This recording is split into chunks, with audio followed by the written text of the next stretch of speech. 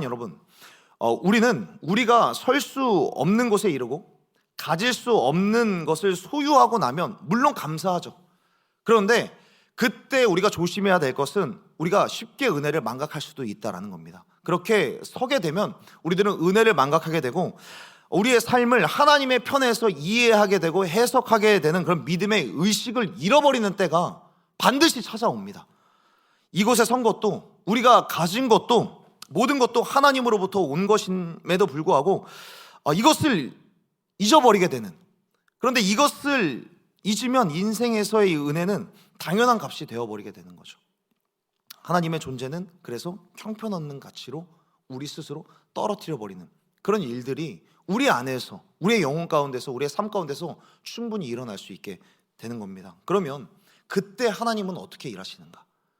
우리가 하나님을 우리 인생에서 필요 없다라고 여길 때 우리 하나님께서는 어떻게 일하시는가? 하나님은 자신의 백성을, 자신의 자녀를 살리기 위해서라도 하나님은 이스라엘이 범죄하면 하나님 스스로도 미워하시는 그 세력을 이용해서라도 그들을 징계하시기를 시작을 하시는 겁니다. 그렇기 때문에 우리들은 사실상 한 번쯤은 생각해 볼 필요가 있는 거예요. 모든 삶을, 모든 이야기들을, 모든 사건들을, 물론 다 이렇게 모든 상황들을 이렇게 적용하기에는 무리가 있을 수도 있겠지만, 그러나 우리들은 한 번쯤은 생각해 봐야 될 것이 무엇이냐면, 왜 이렇게 세상이 이렇게 강해지나?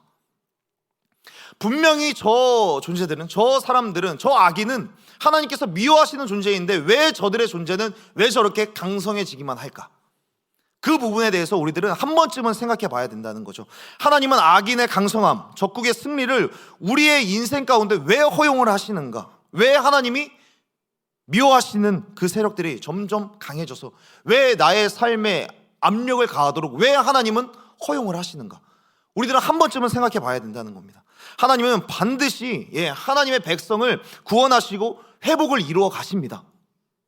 회복해 가시는데 그럼에도 우리가 번영과 형통함 그리고 성공이라고 하는 이 표대에 우리의 마음을 빼앗기게 되면, 하나님을 떠나게 되면 이스라엘 백성들이 그랬던 것처럼 약속의 땅에서조차 압제를 당하는 일들이 일어나는 겁니다. 모압에게 종속이 되어서 노역을 담당했었던 이스라엘 백성들처럼 우리도 하나님께서 주신 이 기업에서조차, 하나님이 기업으로 주신 땅에서조차 주인 노릇하는 것이 아니라 종 노릇을 할 수밖에 없는 그런 상황이 일어나게 된다는 겁니다. 그러므로 사랑하는 여러분, 우리들은 때때로, 아니 매일마다 매 순간 우리들은 정신을 차려야 합니다. 세상이 강해지는 이유, 세상이 차지하고 있는 모든 권세의 이유를 사실은 우리들의 불순종과 우리들의 패역함 속에서도 찾아볼 수 있어야 한다는 것이죠. 그렇기 때문에 사랑하는 여러분, 여러분들 가운데 믿음으로 선포합니다. 저와 여러분이 우리 하나님을 얻음으로 우리 인생 전부를 얻게 되는 그런 거룩한 은혜의 사람이 되기를 간절히 소원하고 축복합니다. 하나님을 얻으면 모든 것을 얻는 것입니다. 그러나 우리가 모든 것을 얻었다 할지라도 하나님을 잃어버리게 된다면 모든 것을 잃어버린 것과 같은 그런 영적 교훈을 저와 여러분의 심령 가운데 선명하게 새겨놓고 살아가는 저와 여러분이 되기를 간절히 소원하고 축복합니다. 이스라엘은 여호와의 목전에 악을 행함으로 하나님을 놓아버렸고 그 결과 그들이 누리던 모든 것을 잃어버리게 됩니다.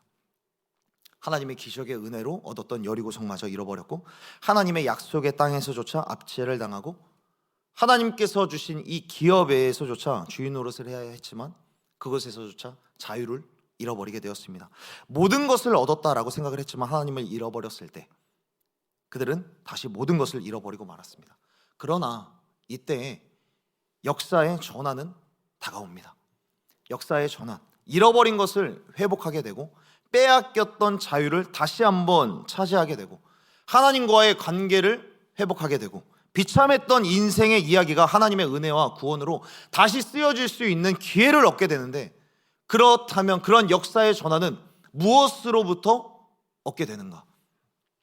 어떻게 하면 끊임없이 거듭되는 이 실패와 악순환의 고리를 끊고 적국의 종으로 종속되어 있었던 이 운명의 사슬을 어떻게 하면 끊을 수 있을까?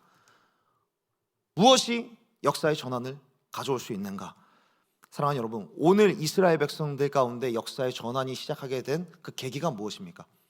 이스라엘 백성들이 무엇을 했다라고 기록을 하고 있습니까? 이스라엘 백성들이 하나님 앞에 부르짖었다라고 15절에서 말씀하고 있습니다.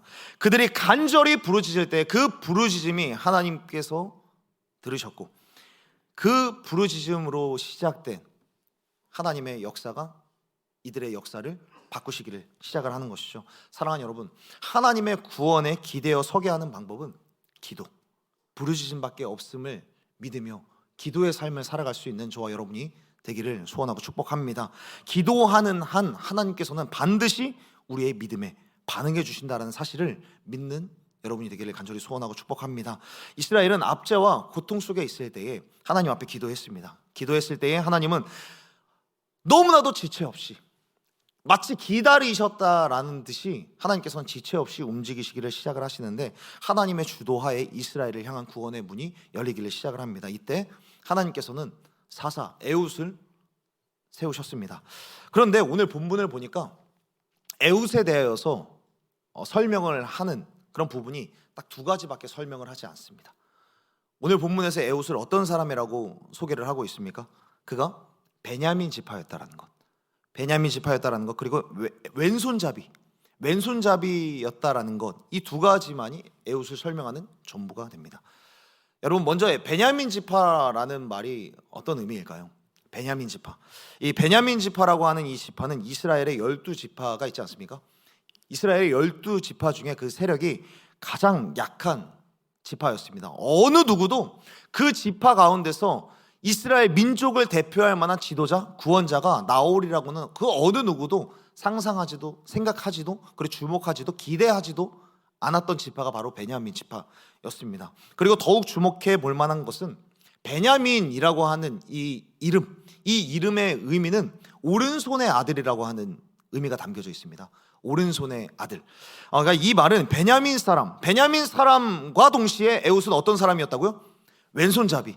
그런데 베냐민이라고 하는 이 이름의 의미는 왼손잡이가 아니라 오른손의 아들이라고 하는 의미가 있는 거예요. 그런데 이 베냐민이라고 하는 지파에서 왼손잡이 에훗이라고 설명한다는 것은 이스라엘 지파 중에 가장 약체인 이 베냐민 지파, 오른손의 아들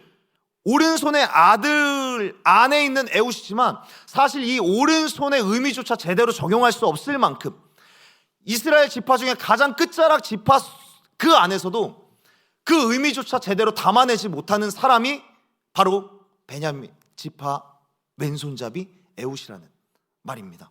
그러니까 이 말은 성경이 의도적으로 가장 약한 사람들 중에 가장 약한 사람으로 노골적으로 에훗을 지목하고 있다는 것이죠. 뒤이어 나오는 이 왼손잡이라는 말 역시 사실 같은 맥락으로 이해해 볼 수 있습니다. 왼손잡이라고 하는 이 말을 원문으로 직역을 해보자면 그냥 우리가 오른손을 손으로 쓰는 게 아니라 왼손을 주로 쓰는 사람, 이런 의미가 아니라 사실은 오른손에 제약이 있는 사람, 오른손을 쓰는데 불편한 사람, 그 사람이 바로 왼손잡이라는 그런 표현입니다. 우리가 흔히 쓰는 왼손잡이, 오른손보다는 왼손을 주로 쓰는 사람들, 이런 말이 아니라 오른손을 자유롭게 사용할 수 없는 사람, 오른손에 제약이 있고 오른손에 제한이 있는 사람, 오른손이 불편한 사람, 쉽게 말해서 그냥 오른손에 장애가 있는 사람을 의미하는 겁니다. 게다가 오른손을 제대로 쓸 수 없었다라는 이 말을 굳이 성경의 원문으로 박아놓은 이유는 단순히 신체적인 기능에 제약이 있었다라기보다는 성경이 이야기하고 있는 이 오른손의 의미를 우리들은 생각을 해봐야 됩니다. 성경은 창세기부터 요한계시록까지 이 오른손이라고 하는 이 신체를 권능과 영광과 그리고 축복의 손으로 표현을 합니다. 이사야 62장에서만 봐도 이사야 62장에서 여호와께서 그 오른손, 그 능력의 팔로 맹세하시되라고 말씀하시기도 합니다. 굳이 능력의 팔을 오른손으로 말씀을 하시는 거예요. 그리고 시편에서는 주의 오른손이 있는 편에는 영원한 즐거움이 있나이다 라고 말씀하시기도 하시고, 그리고 우리들이 굉장히 잘 알고 있는 내가 너를 내 오른손으로, 내 의로운 오른손으로 너를 붙들리라 라고 말씀하시기도 합니다.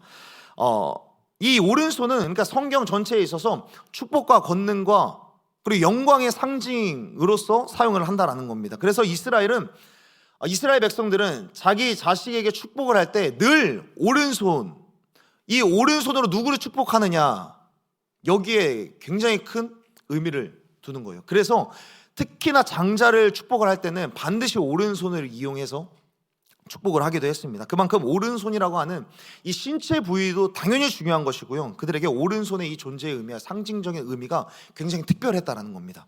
그런데 에웃은 이 오른손을 쓰지 못한다라고 성경은 못 박아두고 있는 거예요. 하나님의 영광과 하나님의 권능과 하나님의 축복을 의미하는 이 오른손조차 제대로 쓰지 못하는 그런 사람. 그러니까 어떻게 보면 하나님의 축복에서 그냥 비껴간 사람, 그 사람으로 이야기를 하고 있는 것이죠. 그 오른손이 부재하고 오른손을 쓸 수 없었습니다. 이것은 이스라엘 백성들의 에웃을 바라볼 때에도 아주 중대한 핸디캡이 되는 것이죠. 그냥 결핍을 보여주는 겁니다. 그렇기 때문에 이스라엘의 그 어느 누구도 그를 주목할 이유도 필요도 없었던 것이죠. 그를 주목하는 이도 없었고, 이스라엘의 어느 누구도 에웃을 이스라엘의 지도자로서의 가능성과 기대를 걸지 않았습니다. 약체 중에 가장 약체이고 결핍 가운데서 가장 결정적인 결핍이 있는 사람이니까 그냥 그들 눈에는 사실 사람 구실이나 하고 살면 잘 사는 거겠구나 라고 생각할 만한 그런 신체적인 조건을 안고 있었다라는 겁니다. 그렇지만 하나님은 그런 그를 선택을 하시는 거예요. 그런 그를 선택하시고 지도자로 세워가시는 것이죠. 그런 그를 부르시기로 시작을 하시고 그 인생을 하나님께서 사용하시기를 시작을 합니다. 그가 오른손에 제약이 있었으나, 그가 오른손에 제약이 있었고 오른손에 제한이 있었고 오른손이 불편했지만, 하나님이 붙드는 한 오른손이 제약이 있고 오른손을 쓰지 못하는 건 하나님의 편에선 아무런 결격 사유가 어떤 중대한 사항도 되지 못했던 겁니다. 그는 오른손을 쓸 수 없었으나, 그러나 그 오른손을 대신하여서 하나님이 직접 그의 오른손이 되셔서 일하시기를 시작을 하셨던 겁니다. 그가 쓰지 못하는 이 오른손이라고 하는 결핍이 오히려 하나님의 권능으로 계속해서 채워져 가는 삶을 살아가게 된 겁니다. 하나님은 그의 결핍과 연약함을 적극적으로 사용하셔서 마침내 그분의 역사를 이루어 가시기를 시작을 하시는 것이죠. 에웃의 이러한 결점이 사람의 눈과 사람의 기대와 사람의 기준 속에서는 결핍의 조건이었지만, 주님의 손에 붙들려 있는 한 인생으로 바라봤을 때는 오른손을 쓸 수 없다는 것은 더 이상 결점이 아니었습니다. 오히려 그 장애는 그에게 디딤대가 되기를 시작을 하는데, 오히려 그 장애가 있었기 때문에, 오히려 그가 오른손이 불편했기 때문에, 오히려 그 오른손에 제약과 제한이 있었기 때문에 그것이 오히려 하나님의 손에 붙들렸을 때 더욱더 편리한 도구가 되어져 가기를 시작을 하는데, 그 말씀이 오늘 본문 16절과 17절에서 기록이 되어 있습니다. 우리 16절과 17절의 말씀을 우리 다 함께 읽어봤으면 좋겠습니다. 우리 16절과 17절 함께 읽겠습니다. 시작. 에웃이 길이가 한 규빗 되는 좌우에 날선 칼을 만들어 그의 오른쪽 허벅지 옷 속에 차고 곡물을 모압 왕 에글론에게 바쳤는데 에글론은 매우 비둔한 자였더라. 아멘. 에웃은 적국이었던 모압 왕 에글론에게 곡물을 바치기 위해서 사절단의 대표로, 이스라엘의 어떤 사절단의 대표로서 모압 왕 에글론에게 나아간 것 같습니다. 그러니까 여러 수행원들을 데리고 이스라엘을 대표해서 나아갔겠죠. 그리고 이전처럼 적의 대표자 모압 왕 에글론을 만나게 되는데, 곡물을 바치기 위해 나아가는데, 이때 에웃은 본문을 보니까 적의 대표자에게 나아가는데 오른쪽 허벅지에 무엇을 차고 있었다라고 말합니까? 오른쪽 허벅지에 칼을 차고 나갔다라고 이야기를 합니다. 여러분, 이게 가능할까요? 적국의 왕을 만나는데, 적국의 보스를 만나는데 옷 속에 칼을 숨기고 들어가는 거예요. 그리고 옷 속에 그냥 바깥에 그냥 당연히 군사로서 차야 할 그런 칼이 아니라 노골적으로 나는 이 칼을 가지고 무언가를 시도할 거야 라고 하는 의미로 칼을 숨기고 들어가는 겁니다.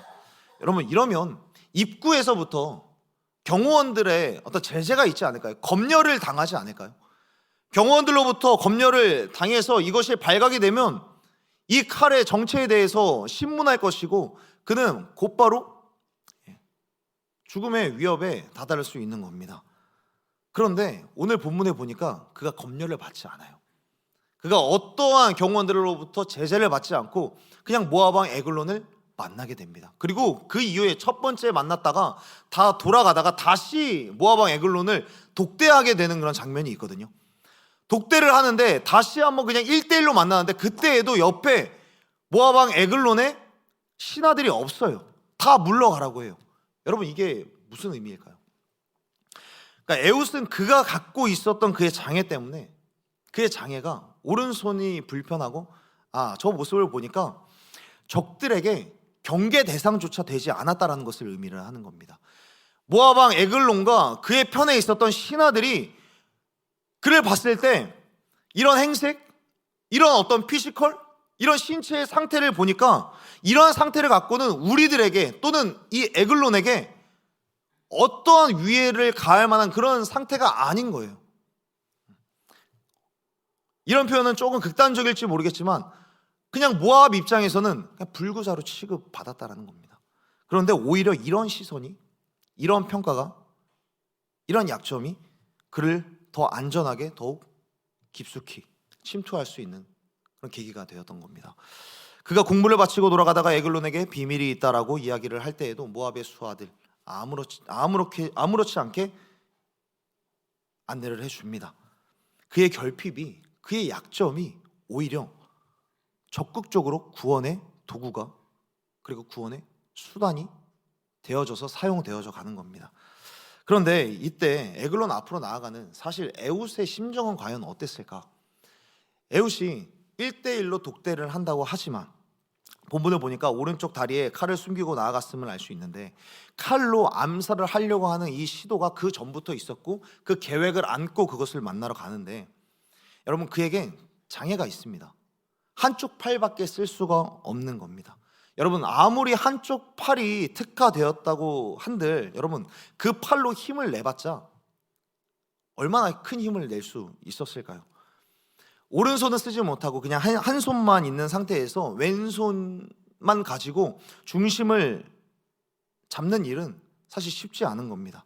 그리고 그 중심이 잡혀 있지 않은 상태에서 중심을 잡기 위해서 균형을 잡기 위해서 힘을 쏟으면 암살하려고 하는 그때에 가장 중요한 절체절명의 그 위기의 순간에는 그 어떤 힘을 내지 못하는 경우들도 있겠죠.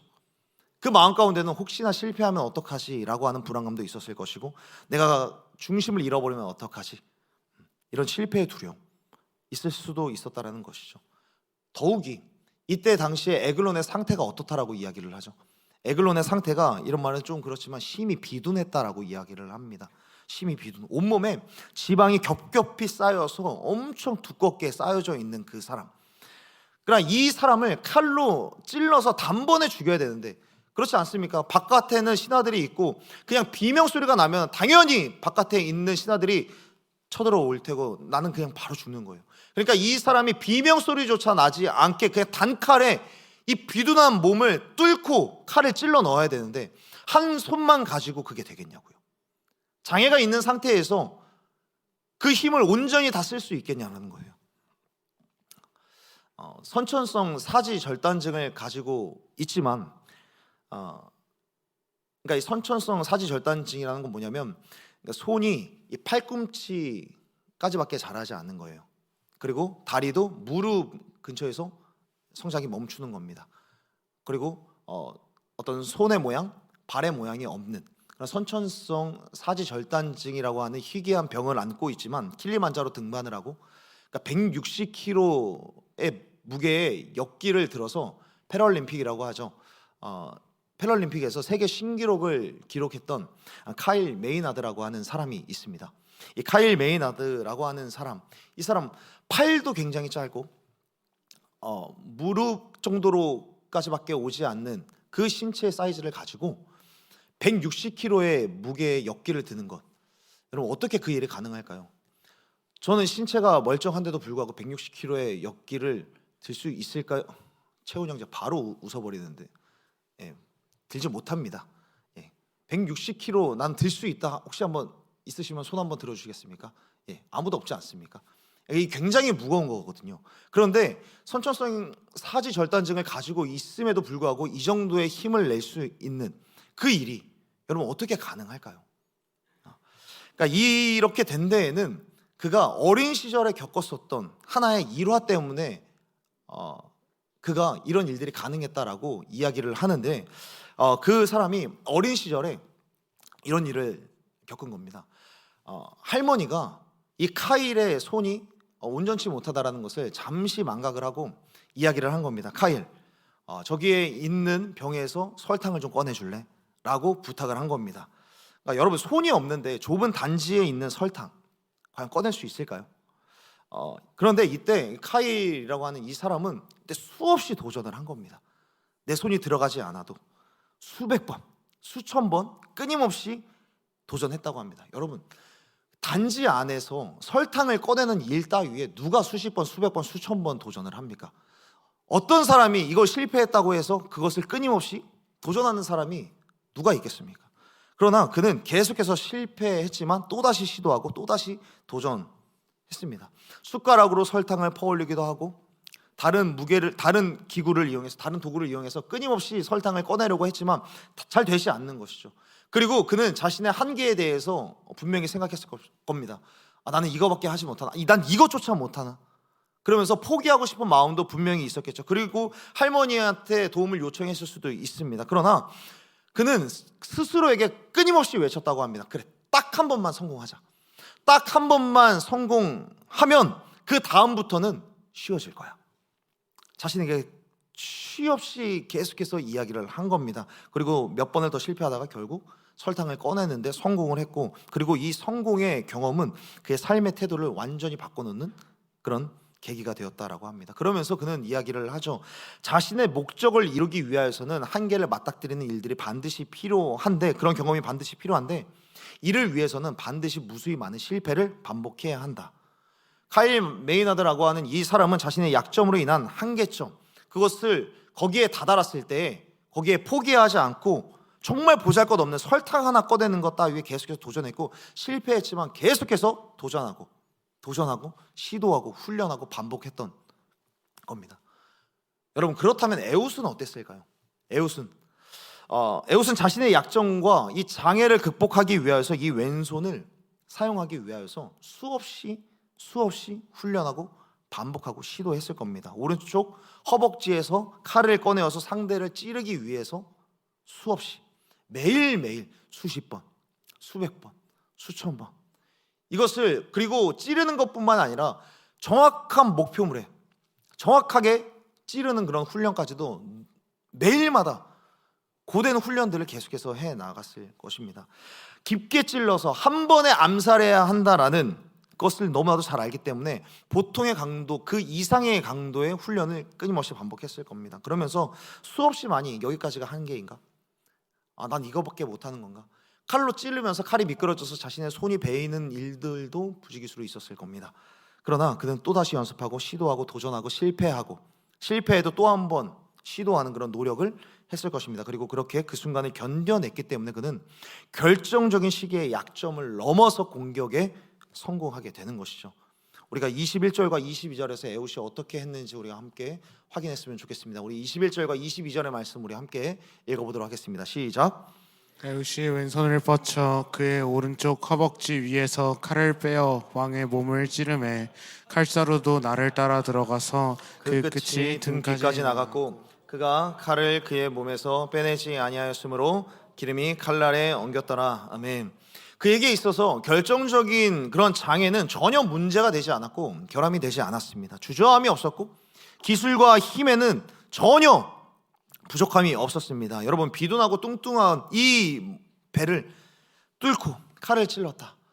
그리고 모든 내장과 모든 살들이 다 엉켜 붙을 정도로 칼을 깊게 찔러내는 것, 그가 얼마나 많은 힘을 쏟아냈는지를 보여주는 겁니다. 이런 일을 벌이는데 에웃은 과연 어땠을까? 실패하면 자신이 발각되고 구원을 이루려는 모든 일들이 다 수포로 돌아가는, 그러나 실패하지 않기 위해서 또 노력하고 또 노력했던, 그리고 결정적인 순간에 에글론의 배를 뚫을 정도로 칼을 찔러 넣었습니다. 등 뒤까지 나가도록 단숨에 온 힘을 다했습니다.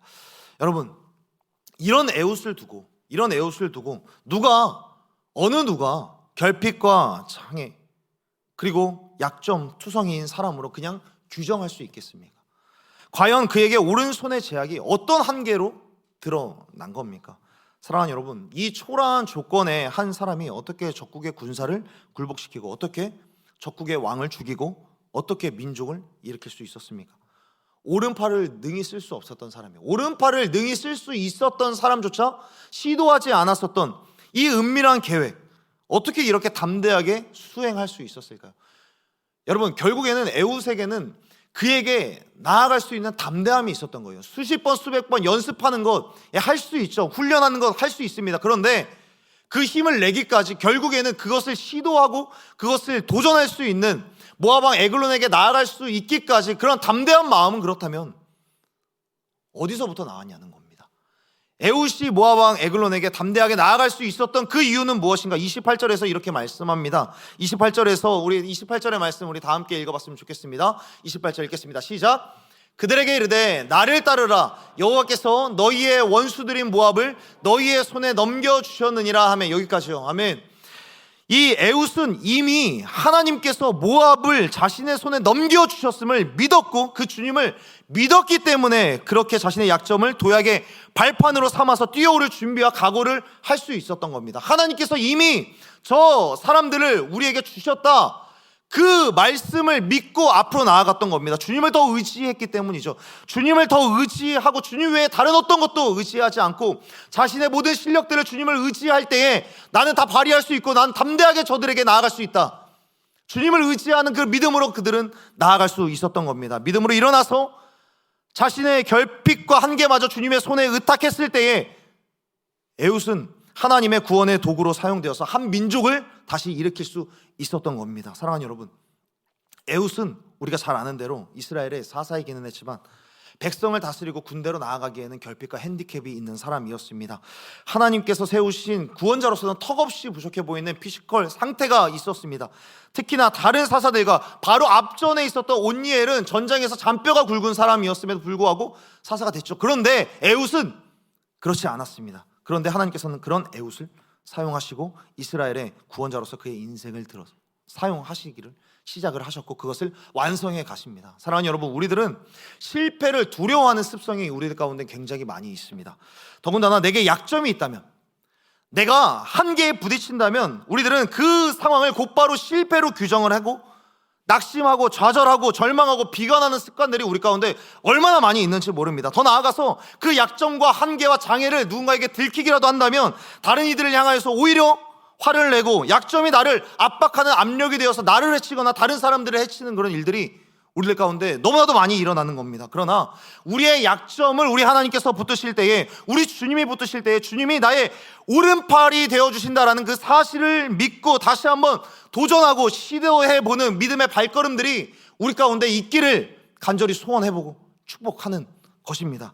약점이 아무리 많아도, 약점이 아무리 치명적이더라도 주님이 부르시면 우리들은 갈 수 있는 겁니다. 약점이 우리 가운데 아무리 우리의 발을 막 잡아채고 넘어뜨린다 할지라도 주님께서 나와 함께 가자라고 하면 우리들은 갈 수 있어야만 하는 것입니다.